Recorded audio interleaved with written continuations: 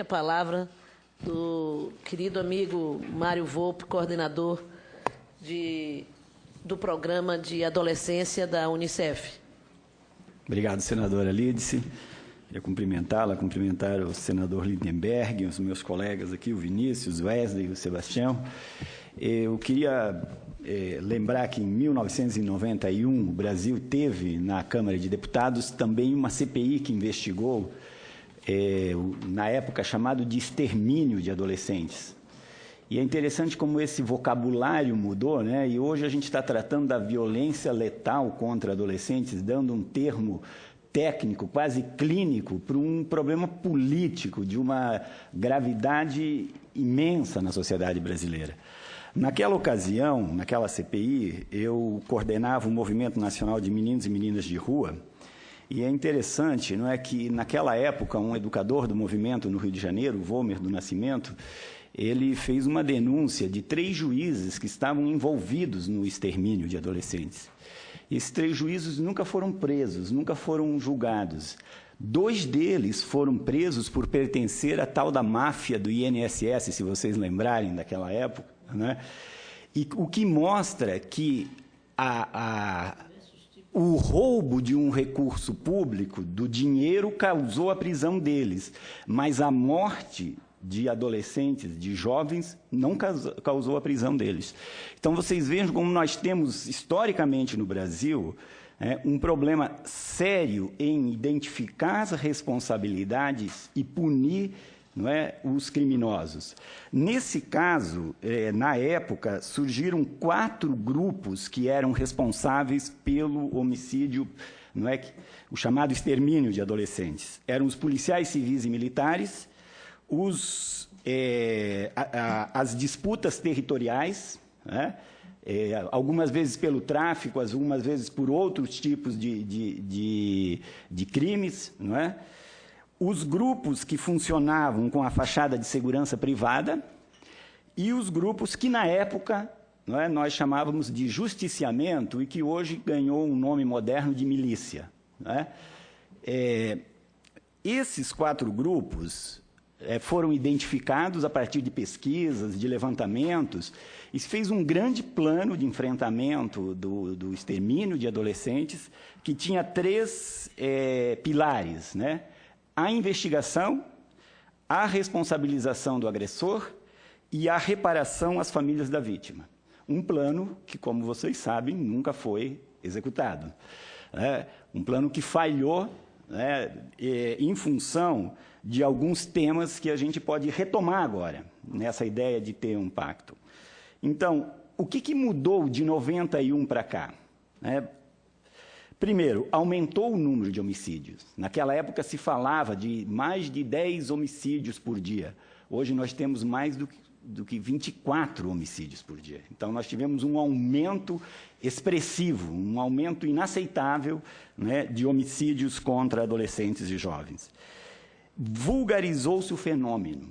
Hoje, o fenômeno não gera a mesma indignação que gerava. Ele entrou para as páginas nem de polícia como estavam na época. Ele até, como hoje os jornais quase não têm mais aquela página policial, ele saiu dos editoriais. Ele é um tema que está fora do debate público, né? Ele demandou, nós tivemos uma mudança total. Quando no começo se pensava em atacar diretamente o fenômeno, hoje o grande discurso é da prevenção da violência. Como se cuidar dos adolescentes melhor, se colocar os adolescentes da favela a fazer oficina, a jogar bola, e fosse resolver o problema do extermínio deles. Como se precisamos cuidar melhor desses meninos porque eles estão se envolvendo com coisas que eles não devem. Então, nós precisamos reconsiderar a prevenção do extermínio de adolescentes, do homicídio de adolescentes, não se dá pela garantia do direito do adolescente à prática do esporte, da educação. Esse é um direito que ele tem, independente de ser ameaçado de morte ou não. Não pode ser a necessidade de usar o pretexto de que, se a gente não fizer alguma coisa, esses meninos vão ser mortos. Esse direito é um direito imanente ao fato de serem seres humanos. Não podemos entrar nesse discurso de que nós vamos fazer a prevenção. Nós precisamos atacar os agressores.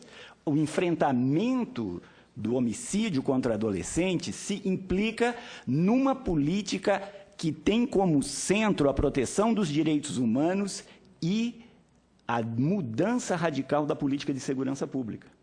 Não é através... É importante, eu não quero aqui fazer um discurso contra as oficinas pedagógicas, que o Unicef apoia em todo o Brasil, contra o esporte como forma de proteção. Essas ações todas são importantes, mas nós estamos fazendo isso há mais de 25 anos e os homicídios de adolescentes aumentaram. Por quê? Porque nós não temos a responsabilização do autor do homicídio. Então, é esse o eixo que nós queremos buscar quando estamos tentando construir algumas respostas. O outro tema que também mudou é que esse tema não entrou, e aqui o Sebastião, que acompanha mais essa discussão, o senador também, podem falar claramente sobre isso, não entrou na agenda de nenhum secretário de segurança pública desse país. Não está na agenda dele combater o homicídio de adolescentes. Ele tem outras preocupações, desculpem a ironia. Então, é muito importante resgatar essa responsabilidade. E é muito interessante como, né, os diferentes atores sociais, a mídia, e às vezes até nós das organizações de direitos humanos, quando tem um homicídio de adolescentes, vamos falar com a Secretaria de Direitos Humanos, com a Comissão de Direitos Humanos, com o Ministro de Direitos Humanos, e não vamos falar com o Secretário de Segurança. Quem é que tinha que proteger a vida daquele adolescente? Quem é o órgão? Se nós temos um problema de educação, com quem que nós vamos discutir?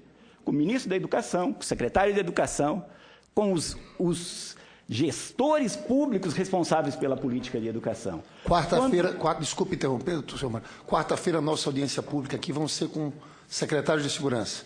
O do Rio, né, senador Lídice? O da Bahia e o do Ceará. Exatamente. Eu acho que é muito importante reposicionar essa temática. Eu acho que essa CPI, se nós conseguirmos, eu acho que nós vamos conseguir muita coisa com essa CPI, mas nós precisamos recolocar o foco na política de segurança pública do país. Não dá para resolver o problema do homicídio de adolescentes com as políticas complementares. Elas são importantes, nós não podemos nos privar delas, mas o foco precisa estar recolocado na política de segurança pública. E nós precisamos, um quinto item que mudou muito de 91 para cá, é de que o racismo está mais evidenciado. Embora ainda haja grupos no Brasil que negam o racismo, por serem racistas, obviamente, mas o país demorou muito tempo para admitir o racismo. O país demorou e está demorando muito tempo para admitir que não é possível enfrentar o racismo sem reparação.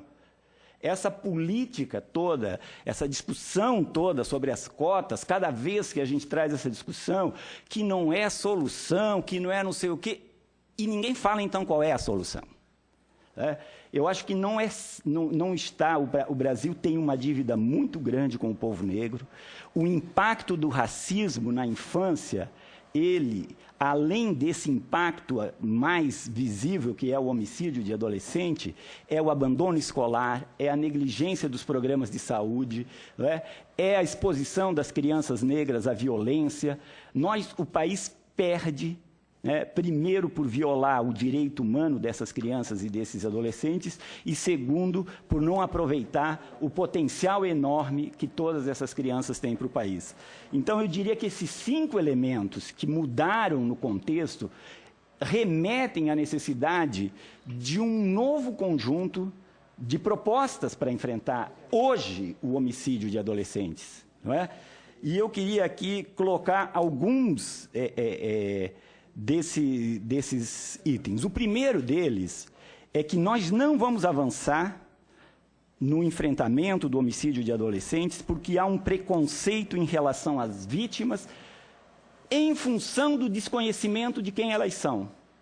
nós temos muito poucos estudos, muito poucas divulgação de quem são esses garotos que estão morrendo. Então, em função do preconceito social, há uma perspectiva de uma parte da sociedade imaginando que se esse garoto foi assassinado, alguma coisa ele deve ter feito.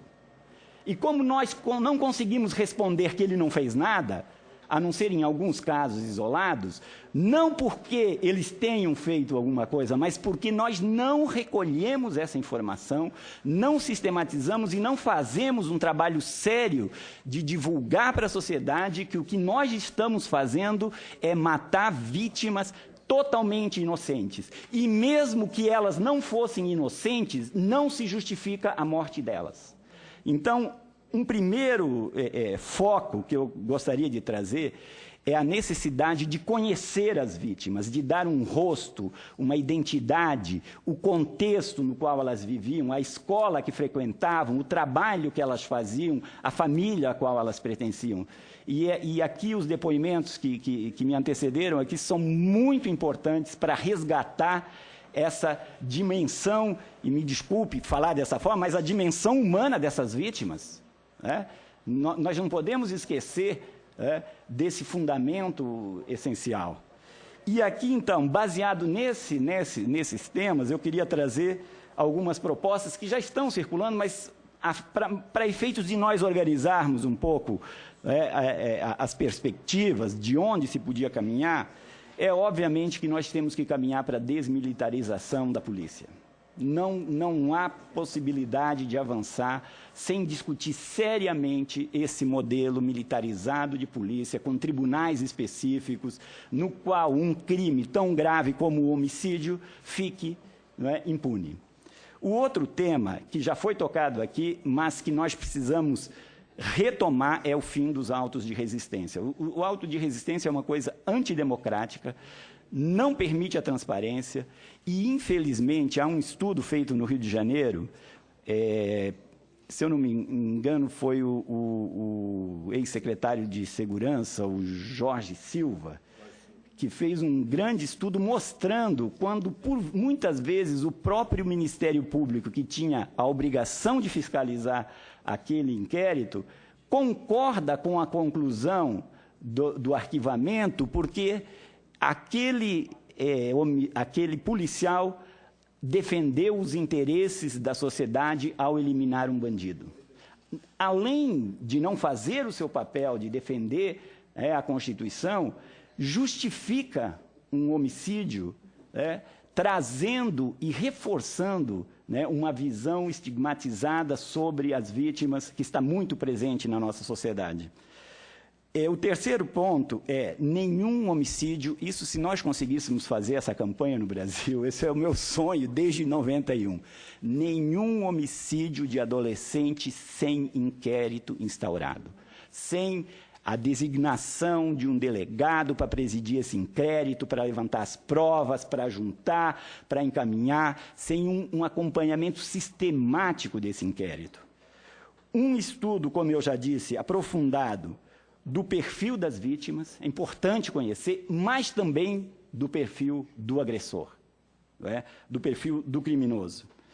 E uma força-tarefa de alto nível dos secretários de segurança para implementar uma política de zero homicídio sem inquérito. Uma política que mobilizasse o país inteiro, que trabalhasse com um sistema atualizado permanentemente para garantir que nós tenhamos o conhecimento, hora a hora, dos homicídios cometidos e da instauração desse inquérito.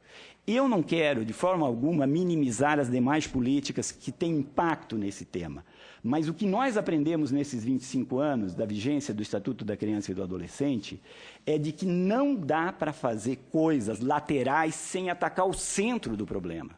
E o país não tomou a decisão política ainda de atacar o centro do problema. Então, eu queria trazer essa contribuição, queria agradecer à senadora Lídice da Mata por essa oportunidade. Eu acho que nós temos como aprofundar cada uma dessas propostas. Eu acho uma iniciativa importante o pacto que foi tomado, mas está faltando no pacto uma coisa muito importante, quem é responsável por cada atividade. Quem vai colocar o orçamento para que aquela atividade aconteça e quem que vai acompanhar a execução daquela atividade para ver se o resultado é satisfatório para aquilo que a sociedade quer, que é uma sociedade de mais paz, de mais respeito à vida. Exatamente, com prazos, com metas, com esses detalhes, mas o mais importante é saber, nós vamos enfrentar, né, a questão da inexistência de inquérito para investigar homicídio? Vai ter uma estratégia sobre isso? Vai ter recurso para que esse inquérito seja instaurado? Eu acho que é esse o tema que eu queria trazer aqui para vocês, como uma contribuição do Unicef, e dizer também que o Unicef se dispõe a colaborar nesse processo, não só com essa comissão, mas também com o próprio plano, com a Secretaria de Direitos Humanos, com o Ministério da Justiça.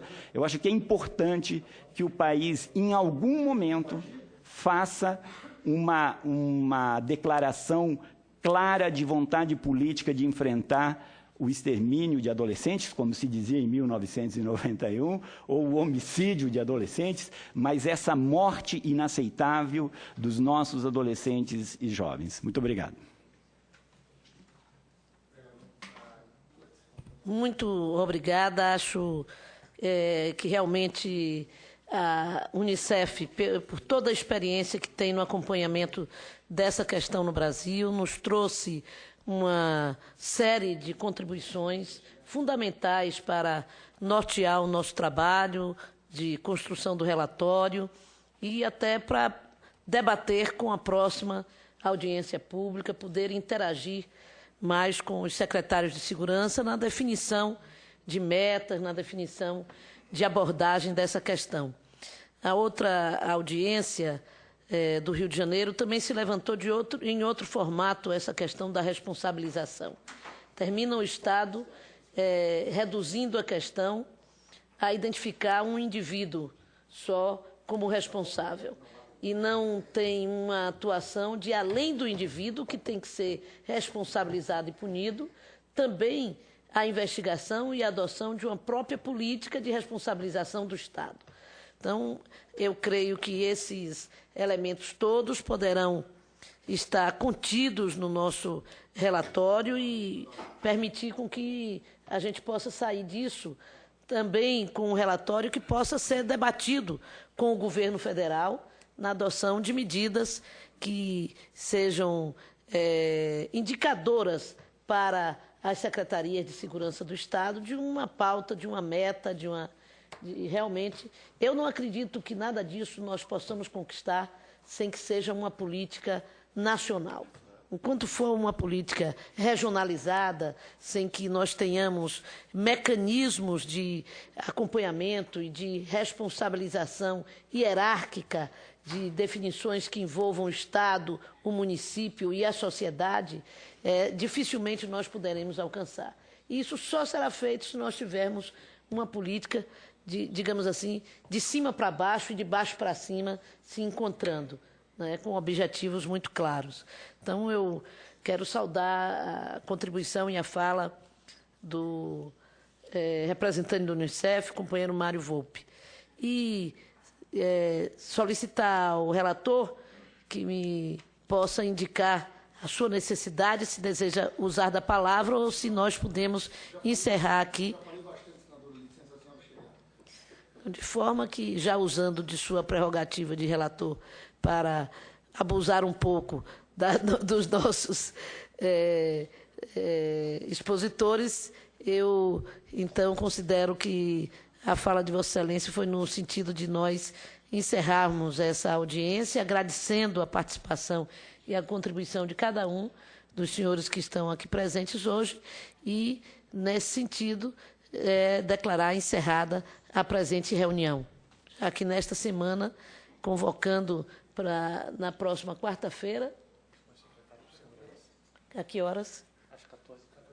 Às 14h30, a outra audiência desta semana com os secretários de Segurança Pública de 3 estados, da Bahia, do Rio de Janeiro e do estado do Ceará. Muito obrigado. Onde também trataremos da questão do desarmamento como um foco importante desse momento de discussão de uma política de segurança para o nosso país. Muito obrigada.